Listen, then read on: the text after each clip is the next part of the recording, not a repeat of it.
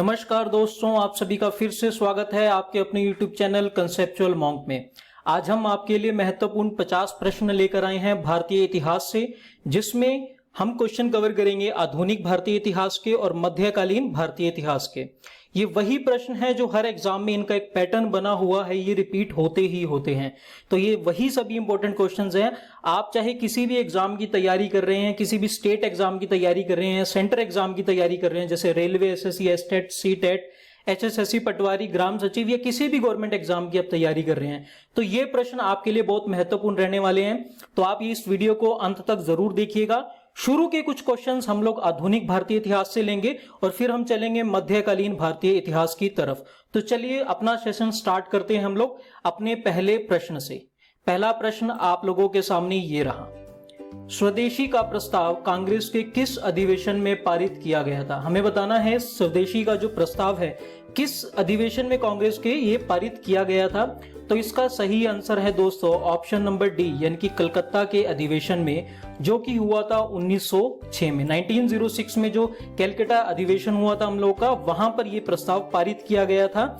इस अधिवेशन की जो अध्यक्षता है वो दादा भाई नौरोजी जी ने की थी। इससे पहले 1905 में बनारस अधिवेशन में ब्रिटिश वस्तुओं के बहिष्कार का प्रस्ताव पारित किया गया था। 1906 के अधिवेशन में स्वराज, बहिष्कार आंदोलन, स्वदेशी, राष्ट्रीय शिक्षा के प्रस्ताव पारित किए गए थे और स्वदेशी भी उनमें से एक था। तो चलिए अगले क्वेश्चन की तरफ चलते हैं। अगला क्वेश्चन है, भारतीय क्रांति का पिता किसे कहा जाता है? तो इसका सही आंसर है दोस्तों ऑप्शन नंबर डी, बाल गंगाधर तिलक जी। जी हाँ, ऑप्शन नंबर डी, बाल गंगाधर तिलक को ही भारतीय क्रांति का पिता बोला जाता है। बाल गंगाधर तिलक जी जो थे 1890 के कांग्रेस में शामिल हुए। वैलेंटाइन चिरचोल ने उन्हें भारतीय क्रांति का पिता बोला था। जो वैलेंटाइन चिरोल थे उन्होंने बोला था कि ये भारतीय क्रांति के पिता हैं। तिलक जी ने ही सबसे पहले स्वराज की मांग की थी और ये कांग्रेस में कब शामिल हुए? 1890 में। इस इंफॉर्मेशन को आप ध्यान रखिएगा। चलिए अगले क्वेश्चन की तरफ चलते हैं। स्वतंत्रता के समय कांग्रेस का अध्यक्ष कौन था?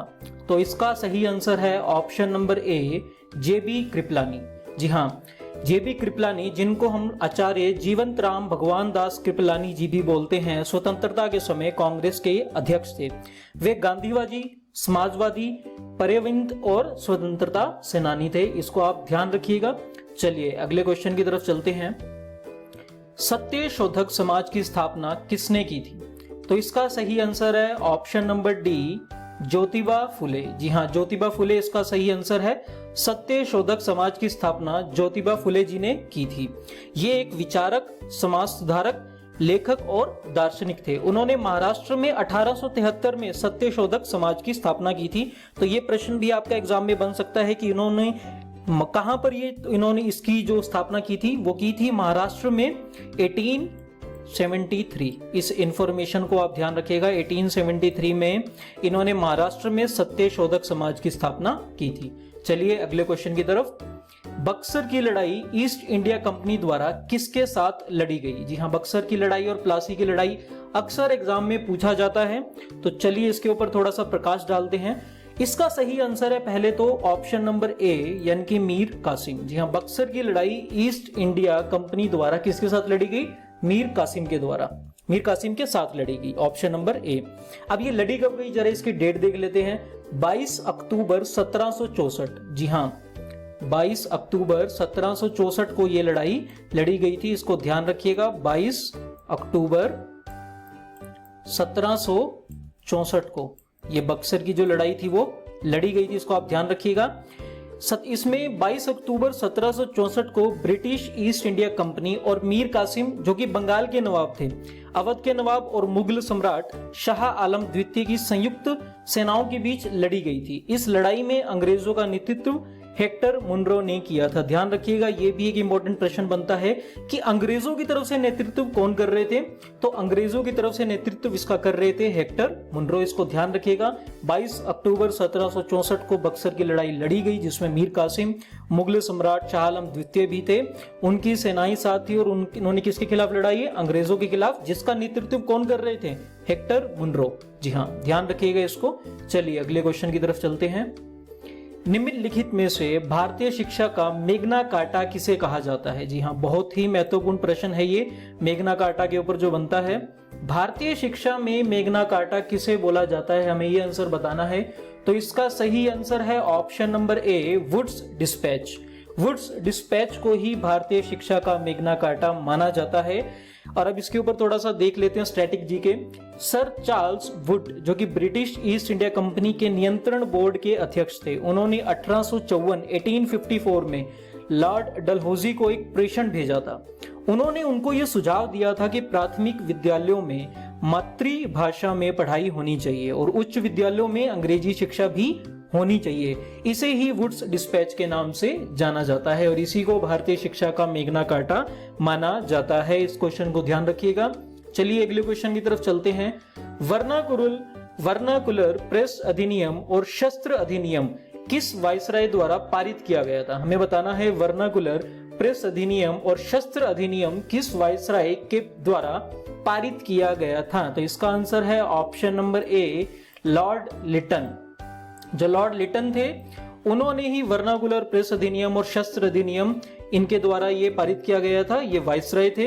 ये 1876 से लेकर 1880 के दौरान भारत के वायसराय थे। 1876 और 78 के अकाल को सही ढंग से ना संभाल पाने के लिए उनकी कड़ी आलोचना भी की गई थी। ये भी एक प्रश्न एग्जाम में बनता है, इसको ध्यान रखिएगा। उन्होंने वर्नाकुलर प्रेस अधिनियम व शस्त्र अधिनियम 1878 को पारित किया गया था। जी हाँ, इसको ध्यान रखिएगा। 1878 जो हम लोग का वर्नाकुलर प्रेस अधिनियम और शस्त्र अधिनियम था, उसको इन्होंने पारित किया गया था 1878 में। और इनकी कड़ी आलोचना भी हुई थी 1876-78 के दौरान, जब अकाल को सही ढंग से नहीं संभाल पाए थे। तो इसको आंसर को आप ध्यान रखिएगा। चलिए अगले प्रश्न की तरफ चलते हैं। लॉर्ड रिपन ने हंटर आयोग का गठन किस लिए किया था? हमें इन चार ऑप्शंस में से बताना है कि जो लॉर्ड रिपन थे, उन्होंने हंटर आयोग का गठन किसके लिए किया था? तो इसका आंसर है ऑप्शन नंबर बी, भारत में शिक्षा सुधार के लिए। जी हाँ, भारत में शिक्षा का स्तर सुधारने के लिए इन्होंने हंटर आयोग का गठन किया गया था। अब इसकी बात हुई है तो थोड़ा स्टैटिक जीके देख लेते हैं। लॉर्ड रिपन ने 3 फरवरी 1882 को सर विलियम हंटर की अध्यक्षता में शिक्षा आयोग का गठन किया था। विलियम हंटर वायसराय की कार्यकारी परिषद के सदस्य थे। इस आयोग ने भारत में शिक्षा सुधार के लिए, प्रारंभिक शिक्षा व उच्च शिक्षा में सुधार के लिए कई महत्वपूर्ण सुझाव दिए थे। इस जो हम लोगों की जो जितनी भी इंफॉर्मेशन है, इस इंफॉर्मेशन को आप ध्यान रखिएगा। चलिए अगले प्रश्न की तरफ चलते हैं। गुलामगिरी नामक पुस्तक किसने लिखी थी? जी हाँ, इसका आंसर है ऑप्शन नंबर सी, ज्योतिबा फुले। ज्योतिबा फुले ने 1873 में गुलामगिरी नामक पुस्तक लिखी थी। यह पुस्तक अमेरिका की दास प्रथा पर आधारित थी। इस स्टैटिक जीके को आप ध्यान रखिएगा। चलिए नेक्स्ट प्रश्न की तरफ चलते हैं।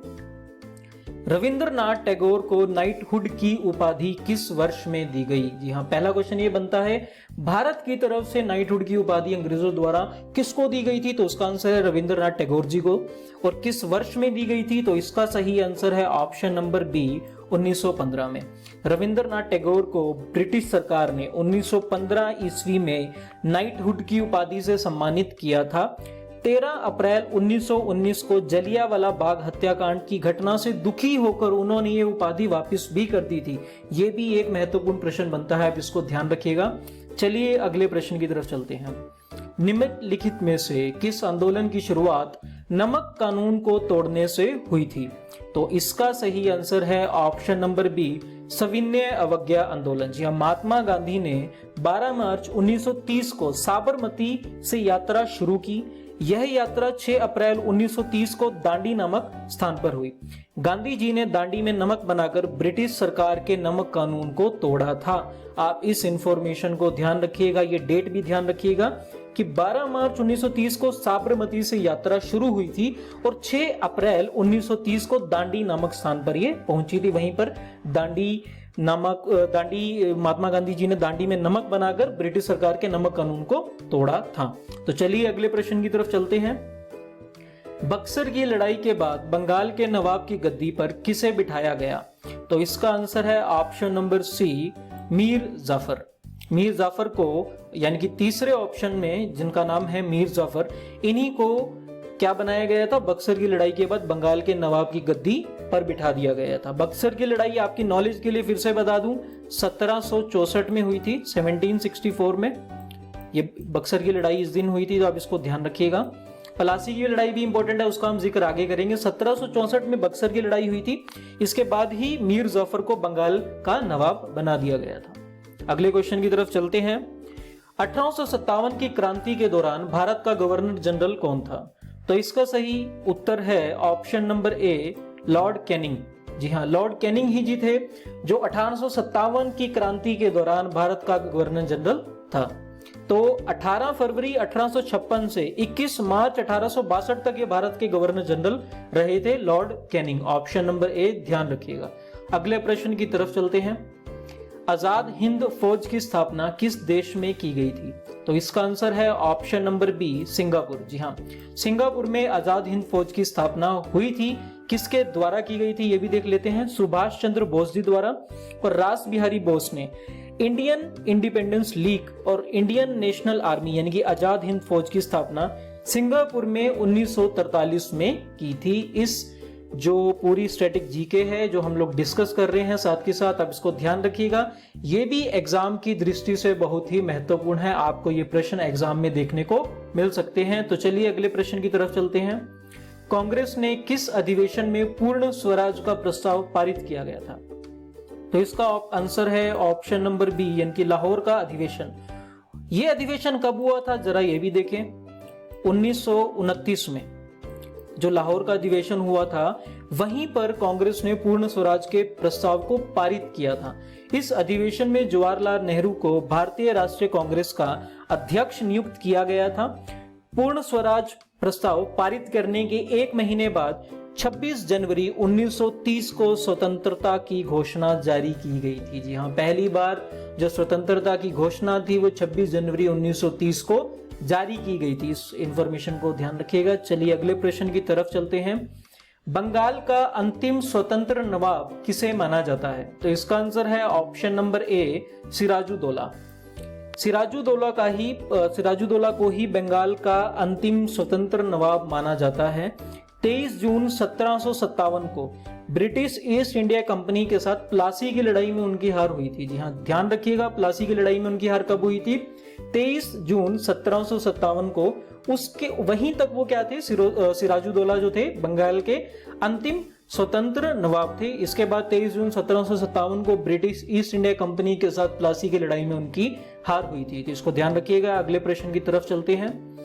प्लासी की लड़ाई का स्थान प्लासी वर्तमान में किस राज्य में स्थित है? हमें बताना है कि जो प्लासी की लड़ाई हुई थी, ये जो प्लासी स्थान है ये वर्तमान में किस राज्य में स्थित है? तो इसका आंसर है ऑप्शन नंबर ए, पश्चिम बंगाल। जी हाँ, पश्चिम बंगाल में ही प्लासी नामक स्थान वर्तमान राज्य में स्थित है।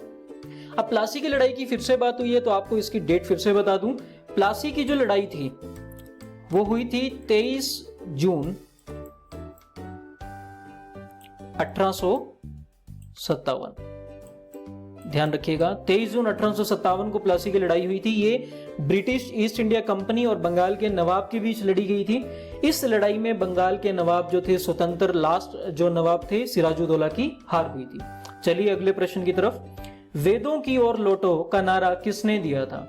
तो इसका सही आंसर है option number B, Swami Dayanand Saraswati. जी हाँ, वेदों की ओर लौटो का नारा किसने दिया था? स्वामी दयानंद सरस्वती जी ने 1875 में 1875 में स्वामी दयानंद सरस्वती जी ने आर्य समाज की स्थापना की थी। वे संस्कृत वेदों के प्रकांड विद्वान थे। भारत में वेदों की छपाई उनके संरक्षण में पहली बार शुरू हुई थी। सत्यार्थ प्रकाश उनकी सबसे महत्वपूर्ण कृतियों में से एक है। जी हाँ, बहुत सारी कृतियां भी एग्जाम में पूछी जाती हैं, बुक्स भी पूछी जाती हैं, तो आपको ध्यान रखना है, सत्यार्थ प्रकाश उनकी सबसे महत्वपूर्ण कृति थी। अगले प्रश्न की तरफ चलते हैं। कर्नाटक के नगरों में विजयनगर साम्राज्य का सबसे पुराना स्मारक कौन सा है? तो इसका आंसर है option number D, Hampi. Hampi ही जो है कर्नाटक के नगरों में विजयनगर साम्राज्य का सबसे पुराना स्मारक माना जाता है। विजयनगर साम्राज्य की स्थापना 1336 ईस्वी में हरिहर प्रथम उनके भाई बुक्का राय ने की थी। विजयनगर साम्राज्य में 4 राजवंशों संगम, सुल्भ, तुलुव अरविंदो ने 1336 से लेकर 1672 तक शासन किया था। वर्तमान में साम्राज्य के अवशेष कर्नाटक के हम्पी में है। इस इंफॉर्मेशन को ध्यान रखिएगा। चलिए अगले प्रश्न की तरफ चलते हैं। चोरा चोरी की घटना के बाद कौन सा आंदोलन बंद किया गया था? जी हाँ, हमें बताना है चोरा चोरी की जब घटना हुई थी उसके बाद कौन सा आंदोलन बंद कर दिया गया था। तो इसका सही उत्तर है ऑप्शन नंबर बी, असहयोग आंदोलन। जी हाँ, 5 फरवरी 1922 को गोरखपुर के निकट चोरा चोरी नामक स्थान पर असहयोग आंदोलन के कुछ आंदोलनकारियों द्वारा पुलिस चौकी को आग लगा दी गई थी। इस घटना में 22 पुलिस कर्मियों की मृत्यु हो गई। इस घटना से दुखी होकर गांधी जी ने असहयोग आंदोलन को वापस लेने का फैसला ले लिया था। इस इंफॉर्मेशन को ध्यान रखिएगा। जो स्टैटिक जीके के इंफॉर्मेशन साथ के साथ कवर करते हैं, इससे भी एग्जाम में महत्वपूर्ण प्रश्न बन सकता है। चलिए अगले प्रश्न की तरफ चलते हैं। अगला प्रश्न है, जहांगीर निम्नलिखित में से किसे इंग्लिश खान कहता था? तो इसका आंसर है option number B, William Hawkins. William Hawkin Hector नामक समुद्री जहाज में भारत की यात्रा पर 1607 में रवाना हुआ। वह अगस्त 1608 में सूरत पहुंचा था। इस इंफॉर्मेशन को ध्यान रखिए। चलिए अगले प्रश्न की तरफ। शिवाजी ने 8 मंत्रियों के परिषद का गठन किया था। उस परिषद का नाम क्या था? इसका आंसर है, सही उत्तर है ऑप्शन नंबर डी, अष्टप्रधान। जी हाँ, अष्टप्रधान को ये 8 मंत्रियों की परिषद बोला जाता था जो शिवाजी के समय पर थी। शिवाजी महाराज ने प्रशासन को सुचारू रूप से चलाने के लिए 8 मंत्रियों की परिषद अष्टप्रधान का गठन किया गया था। इस परिषद की स्थापना 1674 में, ध्यान रखिएगा इस इंफॉर्मेशन को, 1674 में ईस्वी में की गई थी। अगले प्रश्न की तरफ चलते हैं। मोहम्मद गोरी ने पहली बार भारत आक्रमण कब किया? तो इसका सही उत्तर है option number B, 1175। Mohammad Ghori ने पहली बार 1175 में भारत के मुल्तान पर आक्रमण किया था। उस समय वहां करमात जाति के मुस्लिम शासकों का राज्य था। चलिए अगले प्रश्न की तरफ। किसके काल को मुगल चित्रकला का स्वर्ण काल भी कहा जाता है? तो इसका सही आंसर है ऑप्शन नंबर बी, यानी कि जहांगीर। जहांगीर के काल में मुगल चित्रकला का खूब विकास हुआ था, विस्तार हुआ था। उसका काल मुगल चित्रकला का स्वर्ण काल भी माना जाता है। इस इंफॉर्मेशन को ध्यान रखिए। चलिए अगले प्रश्न की तरफ चलते हैं। किसका काल मुगल वास्तुकला का स्वर्ण काल बोला जाता है? तो इसका सही उत्तर है option number C, Shahjahan. Shahjahan के काल को मुगल वास्तुकला का स्वर्ण युग कहा जाता है। इसकी कुछ प्रमुख इमारतों का नाम जान लेते हैं। सबसे पहला है ताजमहल, जो कि आगरा में स्थित है, लाल किला दिल्ली में, मोती मस्जिद आगरा में, और जामा मस्जिद फिर से दिल्ली में स्थित है। इनके समय में ही, इनके काल में ही ये इमारतें बनाई गई थी। चलिए अगले प्रश्न की तरफ चलते हैं। नटराज की कांस्य मूर्ति किस वंश से संबंधित है? तो इसका सही उत्तर है ऑप्शन नंबर ए, यानी कि चोल साम्राज्य। चोल वंश से नटराज की जो कांस्य मूर्ति है वो संबंधित है। नटराज का अर्थ है यहाँ पर तांडव नृत्य की मुद्रा में शिवजी जी का होना। ठीक है, ध्यान रखिएगा। तांडव नृत्य की मुद्रा में शिवजी महाराज जो होते हैं वो होते हैं, और वो उन्हीं को ही नटराज बोला जाता है। चलिए अगले प्रश्न की तरफ चलते हैं। अमोघ वर्ष किस वंश से संबंधित था? तो इनका सही उत्तर है ऑप्शन नंबर ए, राष्ट्रकूट वंश। चलिए अगले प्रश्न की तरफ। अलाई दरवाजा किसका प्रवेश द्वार है? तो इसका सही उत्तर है ऑप्शन नंबर ए, कुतुब मीनार। अलाई दरवाजा कुतुब मीनार का प्रवेश द्वार है। इसे 1311 में अलाउद्दीन खिलजी द्वारा बनाया गया था। अकबरनामा किस भाषा में है? इसका सही उत्तर ऑप्शन नंबर ए, फारस या फारसी भाषा में। अकबरनामा की जो रचना थी वो अबुल फजल ने की थी, या फारसी भाषा में है। इल्तुतमिश द्वारा 175 ग्राम का जारी किया गया सिक्का किस धातु का था? सबसे महत्वपूर्ण प्रश्न बनता है एग्जाम की दृष्टि से। तो इसका उत्तर है ऑप्शन नंबर बी, चांदी। और मैं इसे महत्वपूर्ण किस लिए बोल रहा हूं, तो चलिए एक और प्रश्न पर नजर डालते हैं जो इसे महत्वपूर्ण बना देता है।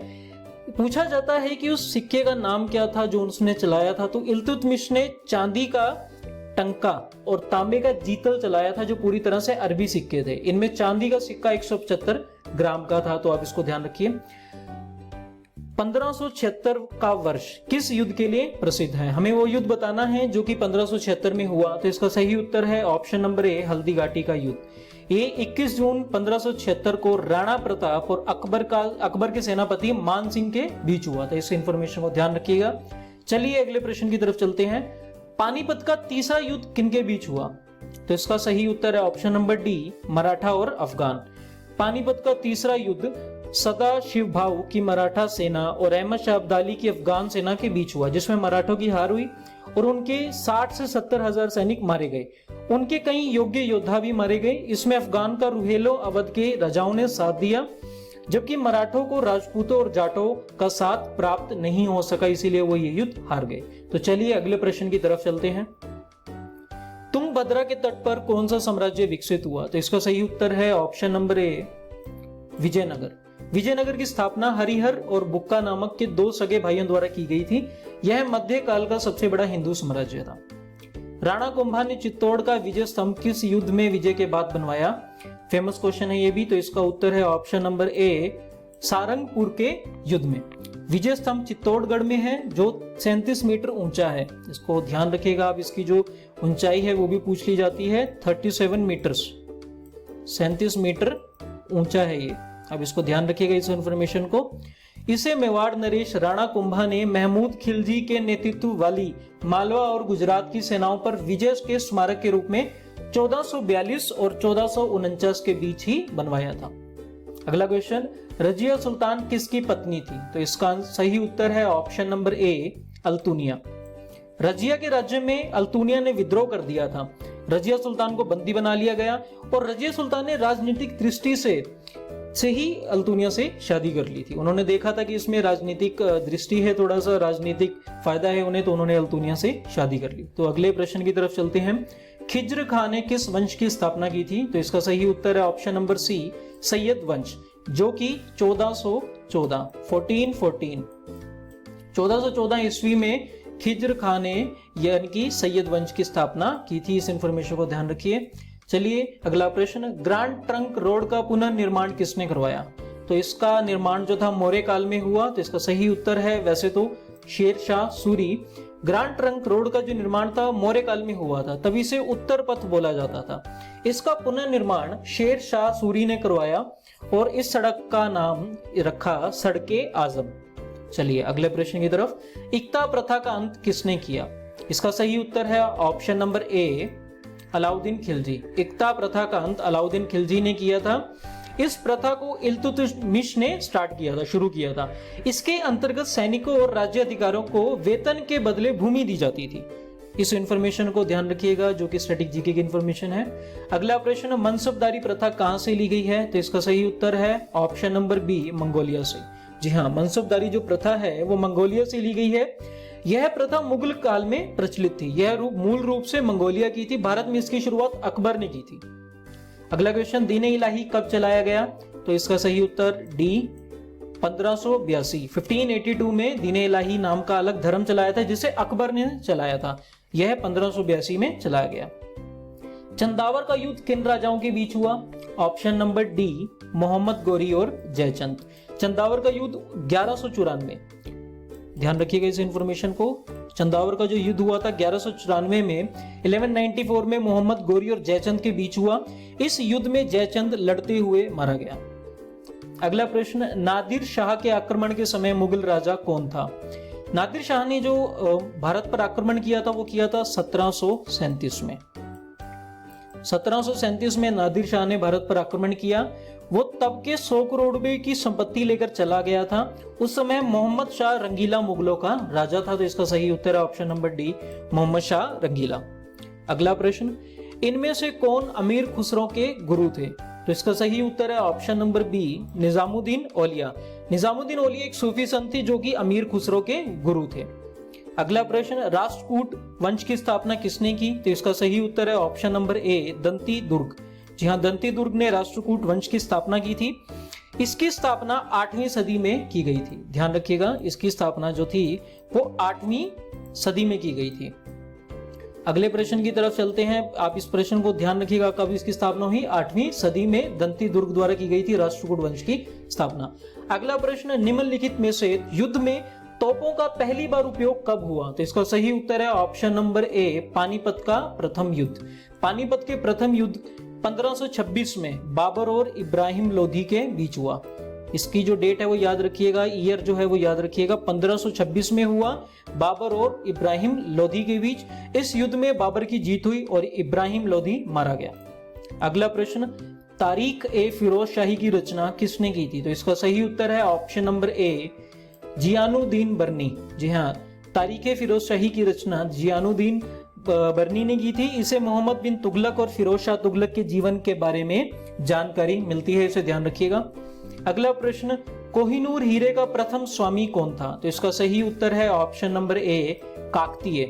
कोहिनूर हीरा 13वीं सदी में गोलकुंडा की खान से निकाला गया। यह पहले काकतीय राजाओं के पास था, लेकिन मलिक काफूर ने आक्रमण किया और आक्रमण के समय वहां के राजा जो प्रताप रुद्रदेव द्वितीय थे ने यह कहकर यह हीरा उन्हें भेंट में दे दिया, जिसके बाद यह खिलजी फिर मुगलों के पास रहा। अंत में रणजीत सिंह जी के पास रहा, जो कि सिखों की अंग्रेजों के द्वारा हार के बाद ब्रिटेन में चला गया। तो ध्यान रखिएगा इस प्रश्न को। अगले प्रश्न की तरफ चलते हैं। सिकंदर सानी की उपाधि किसने धारण की थी? तो इसका सही उत्तर है option number A, Alauddin Khilji. Alauddin Khilji Delhi सल्तनत का एक महत्वाकांक्षी शासक था। उसने सिकंदर सानी की उपाधि जो थी वो धारण की थी, जिसका अर्थ होता है दूसरा अलेक्जेंडर। इसको ध्यान रखिएगा कि भारत में दूसरा अलेक्जेंडर किसे माना जाता है या किसको इसका नाम दिया गया? सिकंदर सानी, अलाउद्दीन खिलजी। चलिए अगले प्रश्न की तरफ चलते हैं।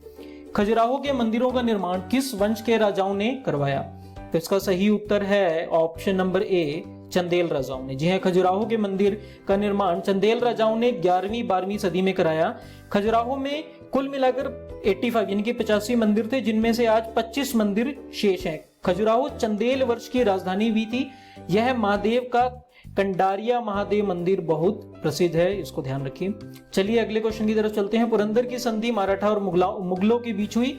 इसमें मुगलों की तरफ से किसने संधि की? तो हमें बताना है कौन था मुगलों की तरफ से संधि करने वाला। तो ऑप्शन है ऑप्शन नंबर ए, जयसिंह प्रथम। पुरंदर की संधि 11 जून 1665 में हुई थी, इसको ध्यान रखिएगा।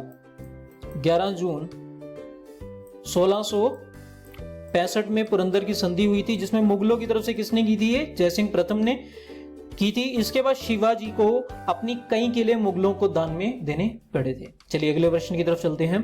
रामायण का संस्कृत से फारसी में अनुवाद किसने किया? तो इसका सही उत्तर है ऑप्शन नंबर ए, मुल्ला अब्दुल कादिर बदायूनी।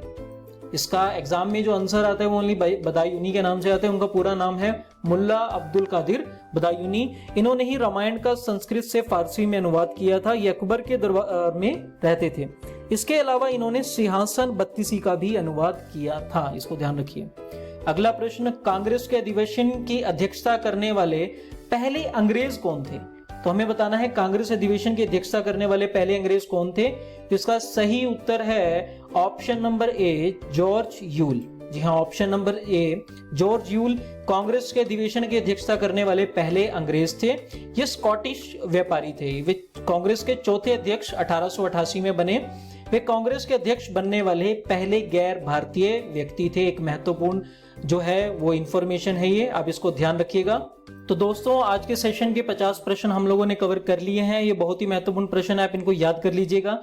और अगर आपको मेरी वीडियो अच्छी लगी है, पसंद आई है, तो हमारे चैनल को आप सब्सक्राइब करना मत भूलिएगा। कंसेप्चुअल मॉन्क चैनल है हमारा, आप इसको जरूर सब्सक्राइब कीजिएगा और इसको वीडियो को शेयर, लाइक और कमेंट करना भी मत भूलिएगा। तो चलिए अगली वीडियो में मिलते हैं कुछ नए इंपॉर्टेंट क्वेश्चंस के साथ।